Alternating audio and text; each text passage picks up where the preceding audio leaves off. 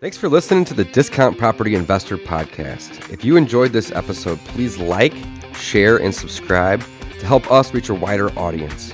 To jumpstart your real estate investing career, please visit freewholesalecourse.com, the most complete free course on wholesaling real estate ever. We would also appreciate it if you left us a review on iTunes or Stitcher. Thank you in advance for your support, and remember, you make your money when you buy, and you get paid when you sell. Now let's go build some wealth.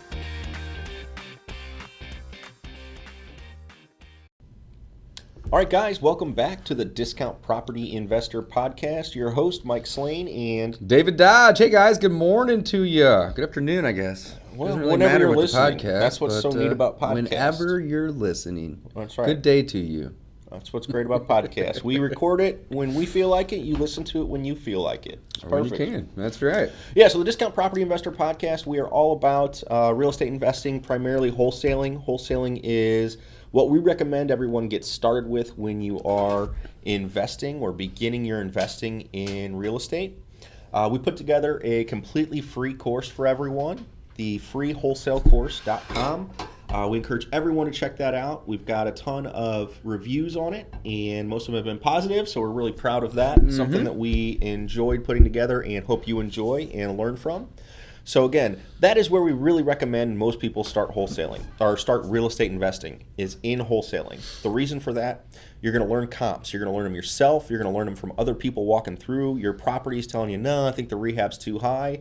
They're going to tell you, no, I think your price is a little high. At this price, it would make sense for me. So wholesaling is a great way to leverage other investors' knowledge to build your own knowledge and start your real estate investing career. But today on the podcast, Dave, we're going to talk about refinancing rental properties. So Dave and I have been working on the BRRRR strategy in our business to... Hell yeah, we have. To grow, yeah, buddy, to grow our rental portfolio to 150. 150, why? We don't know. That's the number we picked. That's the number we're going after. So we're about a third of the way there. And what do we do, Dave? So what's the BRRRR method? Oh, the BRRRR method. I love the BRRRR methods. The BRRRR method is a way to buy properties and rental properties with little to none of your own money. And BRRRR is an acronym. So it's B with 4 R's behind it, BRRRR. B stands for buy. And then what you do is you are going to rehab or renovate. That's the first R. The second R would be rent that property out.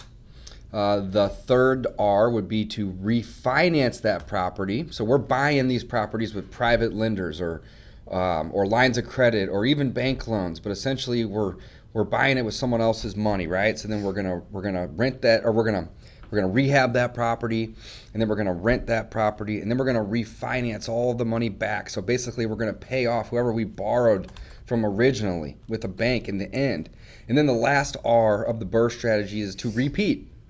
So you use this strategy to acquire a lot of rentals in a short period of time. As Mike mentioned, we're close to 50 properties already, and our goal is to get to 150 in the next 1 to 2 years.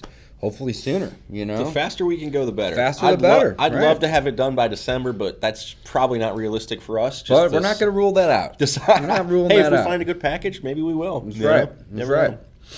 So that's the BRRRR strategy, guys. As Mike mentioned before, if you are new to real estate investing, start with wholesaling. It's a great way to learn to talk to sellers, negotiate deals, run your numbers, and really the best deals that any real estate investor is going to get is going to be when you go direct to the seller.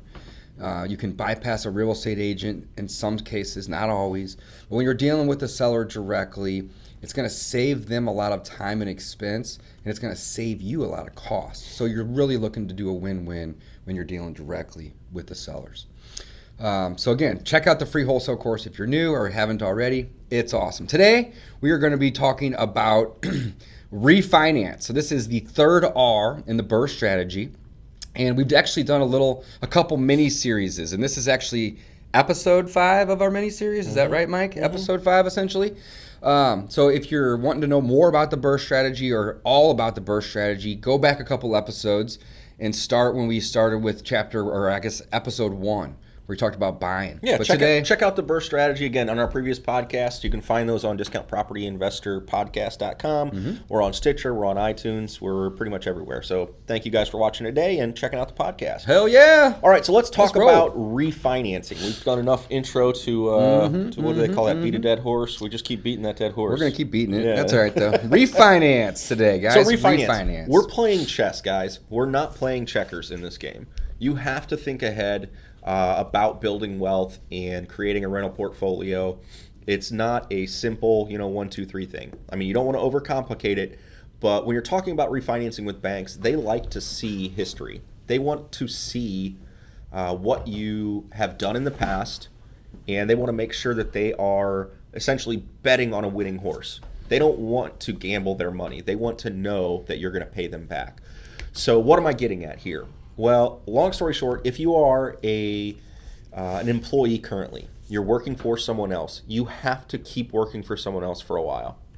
You need to have at least 2 years tax returns doing what you've been doing. That's a great so point, that you Mike. can get refinanced with lenders. Great point. So again, guys, I know I want you to quit your day job if you hate it. I want you to quit and be self-employed But having those W-2 returns is really going to help you. Those W-2s are worth more than just that paycheck that you're getting. Yeah, they are. They're worth a lot. They're worth a lot more than just that paycheck. If you don't have any experience in rental real estate, if you have been an employee, do not quit that day job yet.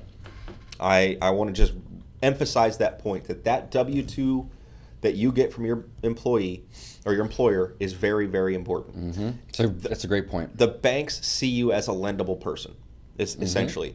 So, like I said, so the refinancing is a game of chess, not checkers. You want to keep that W-2, and you want to go apply with as many banks as possible. Man, that's a gold nugget. Apply with as many banks as you can and start that process today.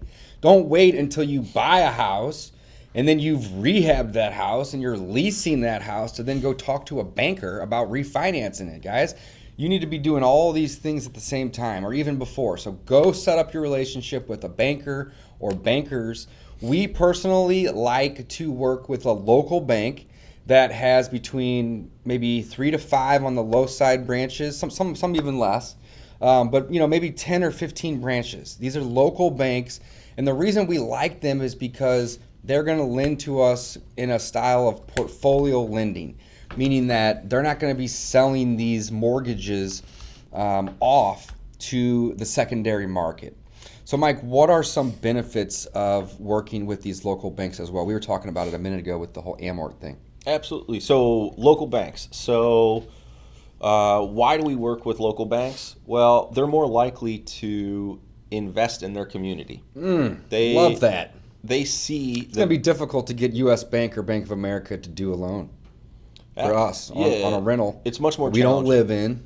It's higher risk, all the above. So let's circle back real quick though. So when you're working with the local banks and they give you, let's say they give you a loan on a property and it's a 20-year term on that loan, or it's a 20-year amortization, I should say. However, the term may be 3 or 5. That's going to be basically pretty standard. Most banks are going to be leaning towards, offering 3-year loans. If you pay an extra quarter point or half a point, you may be able to get the 5-year term. But what makes it different with dealing with these local banks who are doing these portfolio loans versus a bigger bank or a bank that's not local is when that term comes due, right? The end of that 3 or that 5-year period, even though your amortization table is, let's say, on a 20-year amort, if you don't have a local bank, it's going to be very difficult to renew, okay? And that's a really big thing that I want to harp on just for a second is whenever these loans come due, essentially, they're really just coming due for somebody to re-underwrite them, right? You're not having to go out and get another loan from a different bank necessarily to get a new loan on it. Instead, what happens is the bank does an appraisal and they adjust the interest rate and then they give you another 3 to 5 year term. But what's most important about that whole thing that I just rambled on to you guys about is that the amortization does not start back at day one. So if I have a 5-year term, let's say on a 20-year amort, and I get through the first 5 years, I'm on year 6 of 20. If I go refinance that to another bank at another 20-year amort, I'm starting at day 1 again. This is where the snowballing power really, really, really comes into play. Yeah, so in what Dave is mentioning here is the fact that you're staying on year 6 as opposed to year 1. So if you know much about lending or 4, whatever the term is, amortization, but yeah. The interest is paid very, very heavily up front. So being in year 1, you're paying probably 90% interest, maybe even more, maybe 95% interest, and 5% goes actually towards the principal balance of that loan. So you make very, very little progress in the first few years towards paying down the principal balance of that house. That's why renewing versus refinancing these loans is such a powerful thing. So I want to circle back though, because we're really talking about 2 different types of loans too. So, and we're talking about commercial loans. So commercial loans is really what we are approved for, and it's super, super powerful that we're able to get more than those first traditional 10 mortgages. So a lot of people say, oh, you can only get approved for up to 10 mortgages. Well, then how do you do that? I get 2 or 3 people a week sending me messages on different social media saying, how do you guys get around the 10-year rule? And I'm like, or the 10 property threshold essentially, right? And I think what they mean by that is a lot of banks will allow you to get up to 10 loans in your personal name. But once you get above 10, they're not very willing to lend to you because it's in your personal name and it's just high risk. They want you to have a business. Right. So let's talk. So exactly. So and that changes too. And I don't really know all the laws. And I don't even have, this is funny, but I don't even have 10 loans in my personal name. You know, it's hard to get. It's hard to get. I think I maybe have 3 or 4. So it's like you don't necessarily even have to put them in your personal name. You can put them in an entity. Yeah, I had 3, and that's why I'm so I emphasize so heavily to keep your W-2 job, because I quit mine and then I wasn't able to get financed for a while, and it really set me back. So I had to prove myself as an entrepreneur that it takes 2 to 3 years. It takes a couple of years to say, hey, listen, I'm making money in this trade or this profession. Can you lend me money again? And they say, well, they're still not very comfortable with it. So again, you really want to leverage that W-2, get as many as you can, go the traditional route. Typically, you can get away with a little bit cheaper interest rates when you go with conventional mortgages in your personal name. So again, you want to do that, get as many as you can, and then once you hit that threshold where they're like, we can't give you any more loans, then say, oh, okay, well, then start approaching other banks for commercial loans. So again, it's step 1, you're going to try to get as many personal as you can for the lowest interest rate you can, amortized over, well, again, and this is all personal, over the longest period you can, so you increase your cash flow. So let's talk about just the loan terms real quick. Sure. So one of the terms is term, and what we mean by that is the duration of the loan. That's correct. So when we're in our commercial loans, we're saying we've got a 3-year or a 5-year term. And what that means is locks in the rate. That's all that means. That's all it is. It locks in the rate, and at the end of that term, the bank's going to want to do some more due diligence to make sure that you, A, are paying your taxes, B, you're paying the bank, and see that you are lendable. There's somebody that they want to do business with. Exactly. And our commercial lenders are typically 1, 3, or 5 years. We like to stretch it out as far as we can just because we'd rather be locked in. Rates are really low right now. They're historically low. So if we can pay an extra 1/4 point of a historically low rate to get 2 more years guaranteed at that rate, we do. And we stagger. Sense. So we don't have all 1s or 3s or 5s. I don't know if we have any 1s, do we? No. I think they're mostly just the private money short-term loans, but all of our banking loans are basically staggered between 3 and 5 just to limit risk and also lock in those rates for a little bit longer periods of time. Love that, Mike. Good work. So term is one of them. The next thing would be interest. That's something you need to be aware of. What's the interest rate? And the interest rate, assuming you have a fixed rate loan versus an adjustable. Adjustable is very simple, guys. It adjusts, okay? If it's a term, a loan with a term, then that interest rate is going to be provided by the bank. All right, so shop around. Interest rates can vary quite a bit from bank to bank, as well as the other items that are addressed. So we have term, we have interest rate. What do you got? What else you got, Mike? Then the amortization. Amortization, very important. So the term, and again, it's probably not quite right. So the term of the loan could be 30 years, but we call it a 30-year amortization or a 20-year amortization.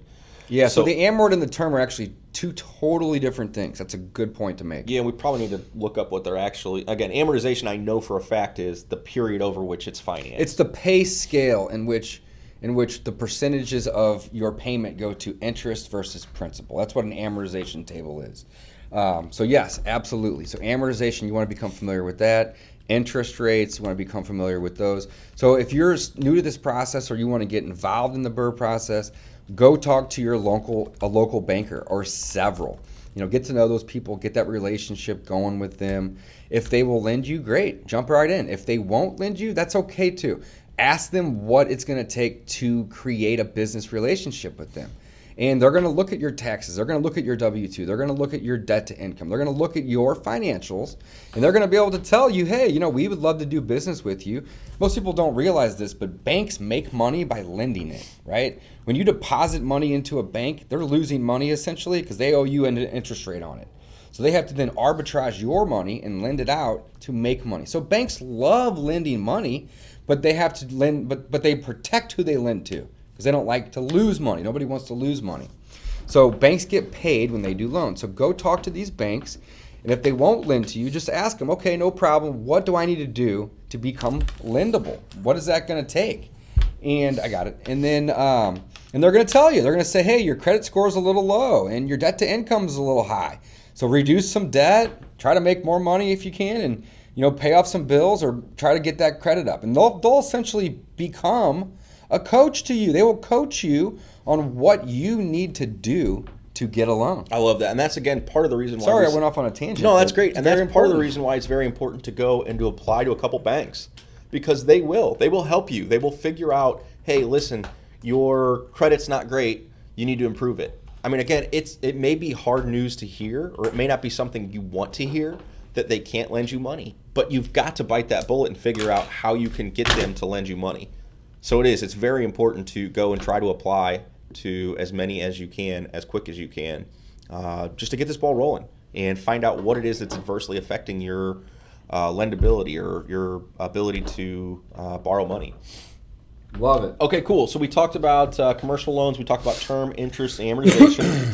The difference between the traditional, the conventional mortgages in your personal name. Typically, you're going to get fixed rates for 20 or 30, 15, 20, 30 years, whatever your amortization is. For the personal loans, you're probably going to get the rate locked for that, the length of the mortgage.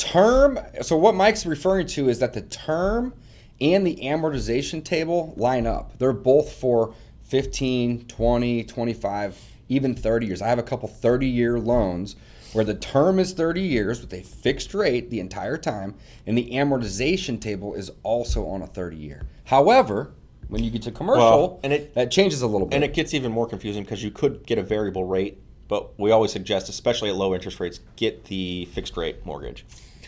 So then on the commercial, for keeping track of everything too, when you have plus who wants their interest rate to go up, right? And again, at historic lows, it just makes sense to lock it in versus not. So with a commercial loan, though, that's where things get a little different. That's where the term and the amortization don't necessarily line up, and this is what we got excited about and we're telling you about before. So hopefully we'll reiterate that and hopefully understand why it's a powerful thing. So that the commercial one, your amortization can be scheduled over a 20-year period. Typically, that's about as far, 25 as some of our lenders will do on the amortization table. But the term is going to be much shorter, meaning it's only going to be for 3 years before they say, hey, listen, this loan is up and you have to do something with it.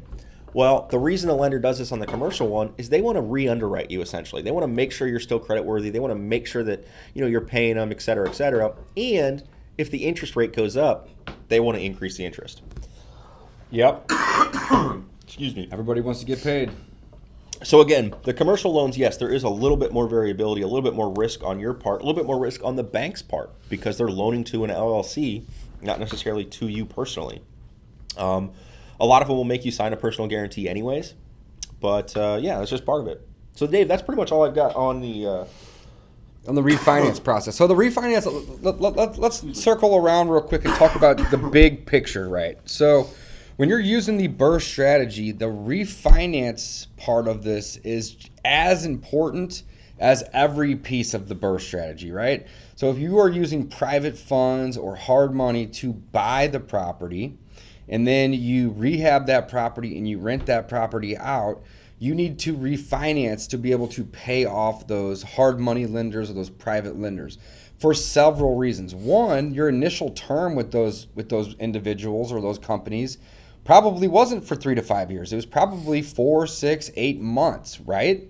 Also, the interest rate that you're paying to those private lenders is going to be 2 to 3, maybe even 4 times as much in terms of your annual interest as you are going to be paying if you have a bank that you're working with. Bank money is most of the time the cheapest money there is in terms of the cost or the interest rate. So refinancing is very, very important in the BRRRR strategy. You have to be able to pay those private lenders back so you can then re-borrow that money to keep the train rolling, right? Buy the next one and keep your crews rehabbing and so on and so forth. So refinance is obviously super important. Work with or go introduce yourself to local bankers. Make sure they know who you are. And again, if you aren't approved today, don't walk out of that bank ashamed and disappointed. I've been denied loan. I get denied a loan once a month, but it's only because I'm trying to get loans on lots of things. So real it talk. happens. I don't even care. Real talk right real now. Talk. We literally have just applied to 2 new lenders, and they both said, hey, your credit looks great. Everything you sent us looks great. One of them came back and said, let's do business. The other one said, we don't like you. Yeah. It's going to happen. So again, we say, okay, what are you looking for? We're going to go apply to 4 more. It doesn't hurt our feelings. What are you looking for? Okay, we'll figure that out. We'll fix that. So we can get loans from them as well. Correct. Also, there's other lenders out there, and they all view things a little bit differently. They do. So again, you're going to learn from your experience. So like Dave said, do not be ashamed of being denied by a bank. Learn from that. That's the whole point, is that we don't get this education from our educational system, from going to school. Nobody tells you, hey, here's what you need to do to get a loan from a bank. It's very, very important. So again, go out there, ask the loan officer, hey, what can I do? Love it, guys. Well, that's going to probably wrap up this episode. Again, this is going to be episode 5 of our mini-series on the BRRRR strategy. What's Dave, up? We didn't finish. What do we got? We got to emphasize the fact that you got to know your numbers up front. Oh, man, that's right. Okay, so we talked all about the how-to of the refinance. Great. But you also need to figure out what your monthly payment is ahead of time. So if you know your numbers, you need to work them backwards. You do. But go ahead. And we've got a cool little spreadsheet. We'll probably put something in online for you guys, maybe a link to it. Mm-hmm. So basically, or you can find them, just look it up, is an amortization schedule. So go out there and plug in, hey, if I borrow $80,000 on this property, amortized over 20 years, what is my monthly payment? That's my payment going to be. And then you've got to add in your insurance and your taxes and figure out what that monthly cost is, because that is going to affect your cash flow, and you need to know your numbers ahead of time. That's a really good point. Let's wrap up on that, Dave. Again, I just wanted to hit that before we so whenever you are using your BRRRR strategy, the whole purpose of the strategy is, again, to be able to acquire a lot of assets quickly with little to no money. However, if you buy a bad deal, it's not going to work very well. The BRRRR strategy doesn't work very well because what happens is that your refinance numbers are going to be less, meaning the loan the bank's going to give you is going to be less than what you might have borrowed to purchase and fix that property. So you want to work these numbers backwards and know before you buy it what you think it may appraise for, as well as what you think you might get a loan for. Because some lenders are going to lend different amounts and use different formulas in different areas. So again, go meet those people. So absolutely, don't forget to work the numbers and or know your numbers before you start. But again, there's something to be said about somebody who jumps in. Sometimes some of the best lessons are learned from mistakes. So don't be afraid to make mistakes either. Thank you for listening to the Discount Property Investor Podcast. We appreciate it. If you haven't checked out the free wholesale course, go do that. We always want to emphasize that. And we look forward to chatting with you guys again soon. Talk to you next time, guys. Signing off.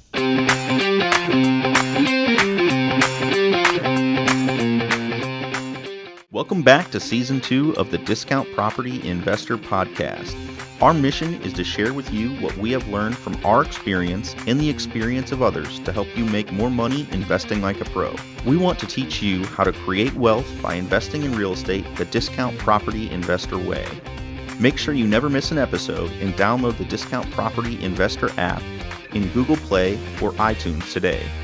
To jumpstart your real estate investing career, visit freewholesalecourse.com, the most complete free course on wholesaling real estate ever. Thanks for tuning in.